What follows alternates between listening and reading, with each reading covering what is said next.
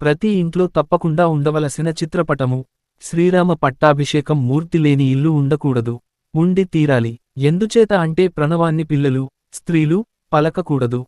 కాని ఓంకారాన్ని తీసుకువచ్చి ఇంట్లో పూజ చేయడానికి తేలిక మార్గం ఏమిటంటే శ్రీరామ పట్టాభిషేకం.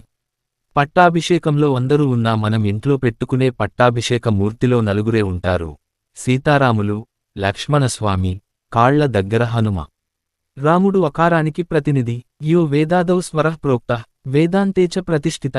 అకారం విష్ణువు అయితే ఉకారం అకారములు లక్ష్మణస్వామి, సీతమ్మ. మా అనే నాదస్వరూపం వాయుపుత్రుడైన హనుమ. అకార ఉకారం అకార నాద స్వరూపమైనటువంటి హనుమతో కలిపి ఓంకారమే ఇంట్లో సీతారామచంద్రమూర్తి యొక్క పట్టాభిషేక మూర్తిగా ఉంటుంది. ఆయనకి పూజ చేయడానికి వాళ్ళు చేయవచ్చా, వీళ్ళు చేయవచ్చా అని అభ్యంతరం ఉండదు. కాబట్టి ఓంకారానికి పూజ చేయడం ఎంత గొప్పదో పట్టాభిషేకానికి పూజ చేయడం అంత గొప్పది. రాముడి